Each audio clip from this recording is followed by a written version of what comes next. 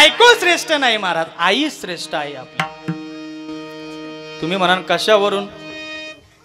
मला सांगा, ज्या आईने 9 महिने 9 दिवस पोटात वागवलं, रक्ताचं दूध करून पाजलं, तळहाताच्या फोडाप्रमाणे जपलं, त्या आईतून वेगळं निघायला सांगते ही सून म्हणजे बायको.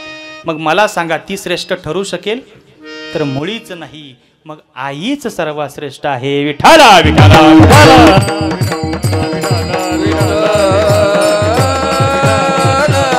अहो, या बायका सासू सासरे मारावा म्हणून फार प्रयत्न करतात महाराज. आज सुनांचं फार अवघड आहे. सुनेने सासूचा जीव घेण्याचा प्रयत्न केलेला आहे. नवे नवे बरेच जीव घेतलेले आहेत. असे अनेक उदाहरणं आहेत.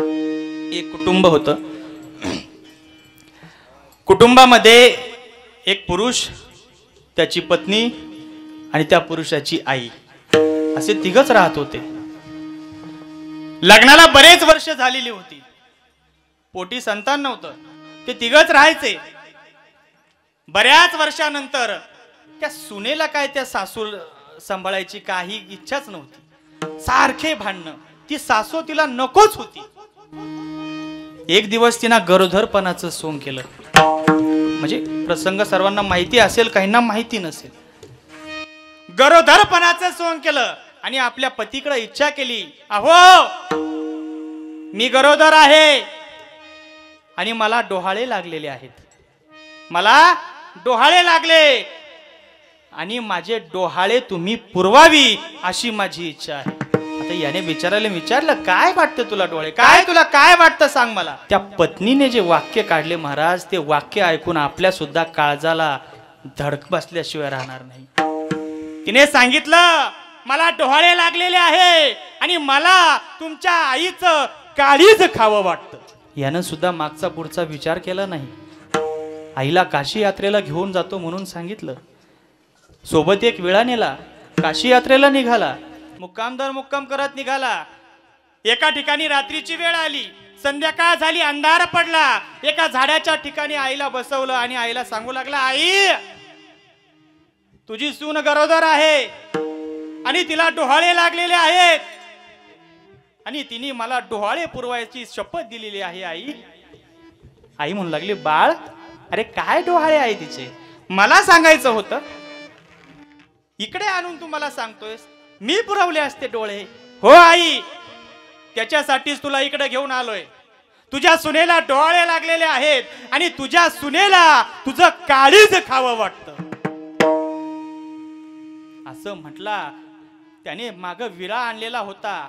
तो विळा समोर घेतला. आईच्या छातीवर साप साप साप साप साप साप वार केले महाराज आणि त्या आईचं काळीज काढलं आणि आईचा मुर्दा त्या ठिकाणी पाडून धावत पळत घराच्या दिशेने तो निघाला. हातात काळीज आहे, धावत पळत निघाला. अंधार आहे, रात्रीची वेळ आहे. पायाला ठेच लागली आणि धार दिशी खाली पडला. बेशुद्ध झाला. बऱ्याच वेळानंतर शुद्धीवर आला. पाहतो तर काय, कुठं आहे काळीज? कुठं आहे काळीज? कुठं आहे ते काळीज? आणि काळीज पाहता पाहता त्याच्या कानावर एक आवाज आला, धक धक धक धक धक धक धक धक.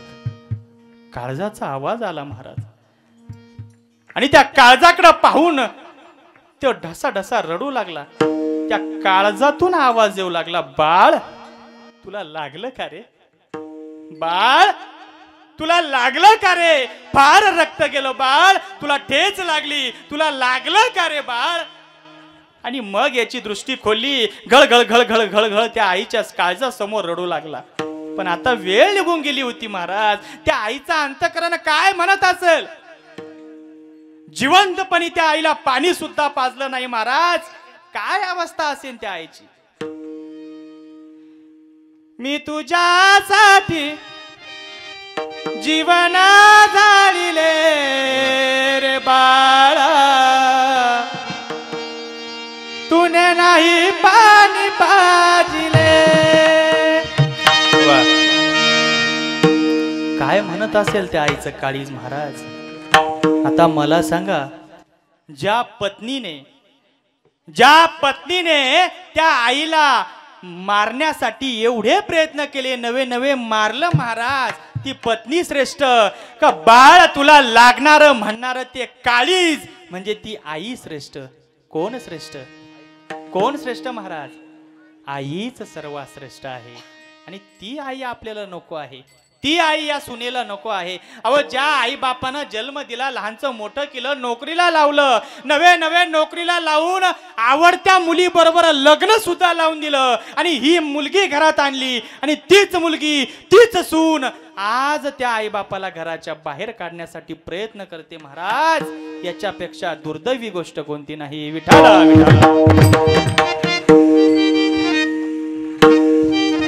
त्या सुनेला ते सासू सासरे नको आहे महाराज, नको आहेत. अहो, सासू सासरे तर सोडा, त्या पत्नीला नवरा सुद्धा नको असतो. हा, आजकाल अवघड आहे महाराज, नवरा सुद्धा नको असतो. एका जणाच्या मित्राची बायको वारली आणि तो त्या मित्राला भेटायला गेला. राम नावाचा मित्र भेटायला गेला. म्हटले, अरे श्यामा, काय रे दादा, कस काय वहिनी कस काय वाढल्या रे? श्यामा म्हणतो, काही नाही रे भाऊ, सकाळी चहा पिता पिता गेली रे, चहा पिता पिता गेली दादा. रामा म्हणतो, मग काय झालं नेमकं, कळालं काही रिपोर्ट मध्ये? हा म्हणे, काय झालं म्हणे, चहा पावडर मध्ये विष बाधा झाली. मग हा राम हळूच म्हणतो, का रे, थोडी चहा पावडर शिल्लक आहे का? कशाला? थोडी माझी आई बायकोला पाजलं असतं. त्या रामाचं सांगतोय बरं का मी. तुम्ही हसले वेगळ्या कारणासाठी. विठाला सांगण्याचे तात्पर्य, बायको आज नवरा मारावा म्हणून सुद्धा प्रयत्न करतात. अवघड आहे महाराज. वास्तविक पाहता त्या आई वडिलांच्या सेवेमध्ये फार पुण्य आहे महाराज, फार पुण्य आहे. देव तुम्ही शोधायला जाऊ नका, देव मंदिरात शोधू नका, देव देवळात शोधू. खरा देव कुणात आहे तर आपल्या आई वडिलांमध्ये आहे. लक्षात ठेवा, खरा देव कुणात आहे तर आई वडिलांमध्ये आहे. आई वडिलांमध्ये एवढी ताकद आहे का देव सुद्धा मिळवून देऊ शकतात महाराज. आज आपण ज्याला पंढरपूर म्हणून ओळखतो, त्या पंढरपूरला पूर्वीचं नाव आहे लोहदंड. काय नाव आहे? लोहदंड. आणि या लोहदंड गावामध्ये एक दाम्पत्य पती पत्नी राहत होते. त्यांचं नाव आहे गोदावरी आणि पद्मनाभ ब्राह्मण.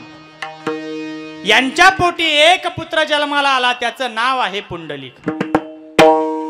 पुंडलिक मोठा झाला, लग्न झालं. बऱ्याच वर्षानंतर पुंडलिकाने काय केलं? ध्यान देऊन ऐका मंडळी, पुरुष मंडळ, महिला मंडळ.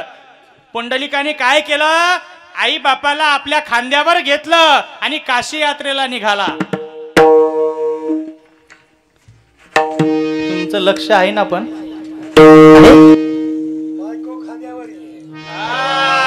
याला म्हणतात खरं लक्ष. काय कीर्तन ऐकता तुम्ही?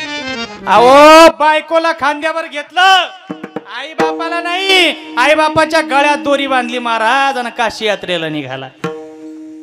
जात असताना एका ठिकाणी थांबला. तो आश्रम होता कुकुट स्वामींचा.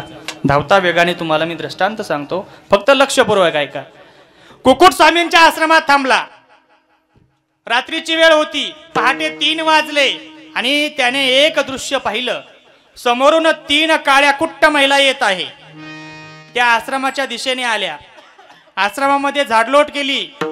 कुकुट स्वामींच्या कुटियात गेल्या. स्वामींचं दर्शन घेतलं, स्वामींचीही थोडी सेवा केली आणि परत ज्या वेळेस त्या बाहेर आल्या, त्यावेळेस येताना मात्र अत्यंत अप्सरासारख्या होऊन बाहेर आल्या. आणि हा सर्व दृष्टांत त्या पुंडलिकाने पाहिला. पुंडलिकाला राहवलं नाही. त्या 3 स्त्रियांच्या पुढे जाऊन पुंडलिक उभा राहिला आणि पुंडलिक विचारू लागला, कोण आहात आपण?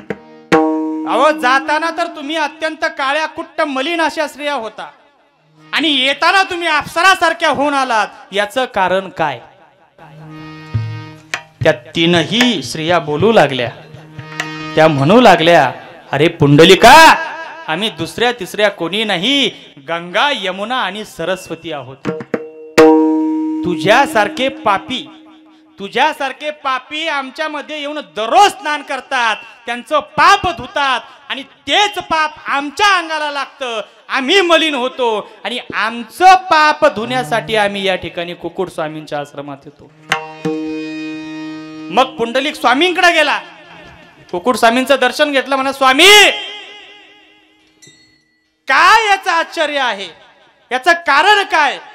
त्यावेळेस स्वामींनी सांगितलं, अरे पुंडलिका, अहो रात्र मी माझ्या आई वडिलांची फक्त सेवा करतो, दुसरं मी काहीच करत नाही, फक्त मी आई वडिलांची सेवा करतो. त्या आई वडिलांच्या सेवेच्या जोरावरच आज मी ह्या तीनही नद्यांना पूर्वरच स्वरूपामध्ये आणतो. हे फक्त फळ आहे कशाचं? आई बापाच्या सेवेचं. आणि हे पुंडलिकाच्या जेव्हा लक्षात आलं तेव्हा त्यानं त्याच ठिकाणी पत्नी सोडून दिली आणि त्या ठिकाणापासून लगेच आई वडिलांची सेवा करायला लागला. फक्त आई वडिलांची सेवा केली महाराज तर प्रत्यक्षात देव भेटला. एवढी ताकद आईच्या सेवेमध्ये आहे. आता मला सर्वांनी खरं खरं उत्तर द्या, जी पत्नी म्हणजे पुंडलिकाची ती बायको, ती बोकांडी बसणारी बायको श्रेष्ठ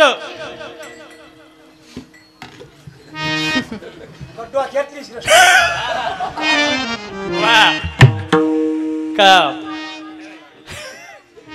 देव मिळून देणाऱ्या ती आई श्रेष्ठ? कोण श्रेष्ठ महाराज? आईच सर्वात श्रेष्ठ आहे असे आपले म्हणणे आहे. आता यावर हे शिवानी महाराज चाळक यांचे काय म्हणणे आहे ते आता आपण पाहू. विठाला विठाला. रामकृष्ण हरी. सर्वांनी रामकृष्ण हरी म्हणा. रामकृष्ण हरी. बघा, अगोदर मी रामकृष्ण हरी म्हणाले नव्हते, त्यावेळेस हे महाराज मला म्हणाले की मी जर रामकृष्ण हरी म्हणाले असते तर माझ्या तोंडाला काय खेकडा चावला असता का? आणि आता जर हे महाराज रामकृष्ण हरी म्हणाले असते तर यांच्या तोंडाला काय माकड चावलं असतं का? पण नाही, हे महाराज फक्त लोकांना रामकृष्ण हरी म्हणायला सांगतात पण स्वतः म्हणत नाही. म्हणे करा पंढरीची वारी आणि आपण हिंडे दारोदारी. विठ्ठल